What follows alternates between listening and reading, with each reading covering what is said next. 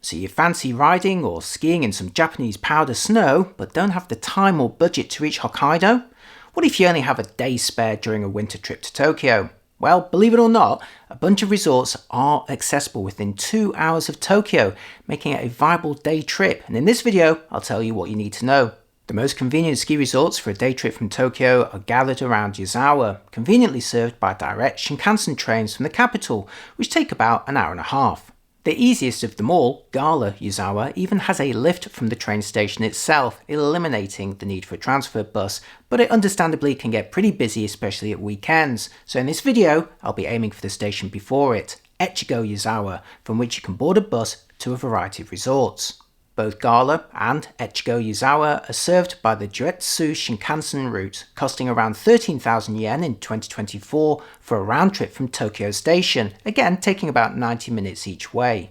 As a JR line, it's included for holders of the full JR Pass or the cheaper Tokyo Wide Area Pass. The latter card is valid for selected lines in the region for 3 days and costs 15,000 yen, so actually only a little bit more than a return ticket to Yuzawa alone, but it gives you 3 days worth of excursions. It's a great option for anyone planning 2 or 3 days worth of travel in the region, and as well as getting you to Yuzawa, also includes routes to Nikko and Mount Fuji, as well as to the Tokyo airports. The pass even includes small discounts at Gala Yuzawa lift tickets and other attractions.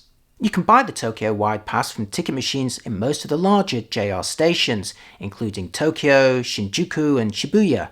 You're looking for a machine with a passport reader to the side, as this is going to be used to confirm your identity as non-Japanese.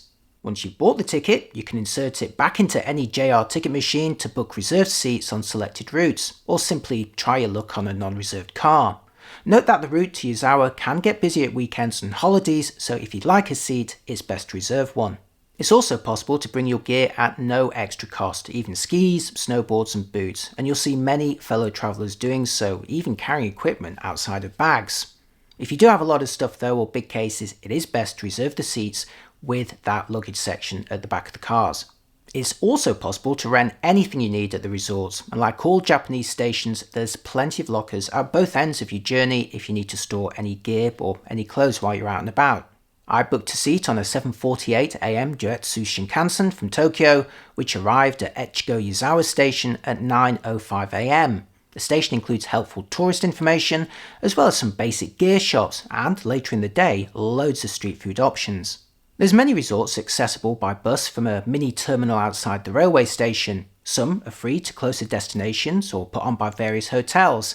Personally though, I wanted to visit KAGURA, which costs 400 yen each way on the bus, with tickets on sale from a small office, although you can also pay on the bus when you get off. Either way, you're going to need cash for this ticket. My bus turned up at 9:40 AM and took about 25 minutes to reach KAGURA.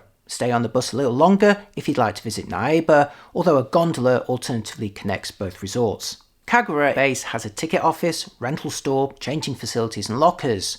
The rental store is set up for beginners who can get themselves a complete set of equipment and clothes for 5,000 yen. However, there's no discount if you already have some gear of your own. Alternatively, if you want something a bit higher end or only need fewer items, just head to one of the rental shops on the main road near the bus stop. I checked out Boo Sports, who rented me a basic board for 2,500 yen for the day, as I already had my own boots, helmet, goggles and clothes. You'll need to return them by 5 PM, but since most of the lifts close by 3 to 4, you'll easily make it back in time.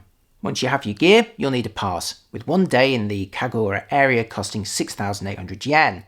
You can add nearby Naeba Resort for a little extra, but if it's your first time, you'll probably find enough to keep you busy in KAGURA alone. I stored my bag in a medium-sized locker at the base costing 300 yen and was ready to ride at 10:30 AM.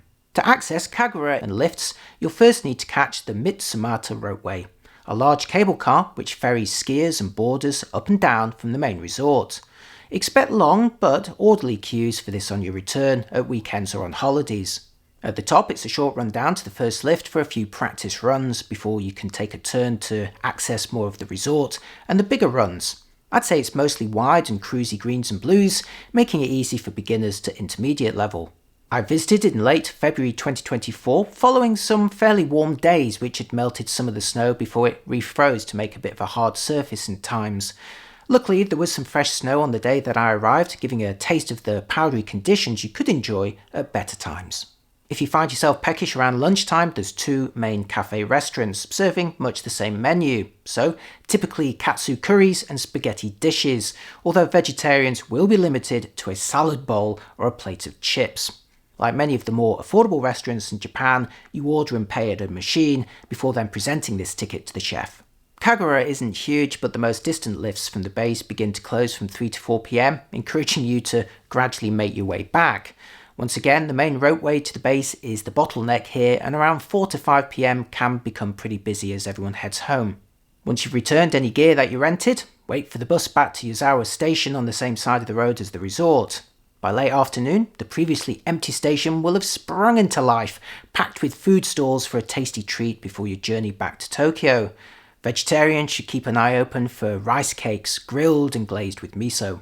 Then board your return Shinkansen, and about an hour and a quarter later, you'll be back at Tokyo Station with fresh memories of a day in the snow to contrast with the dense metropolitan capital. It really is an easy day trip from Tokyo and highly recommended if you're visiting during the winter months.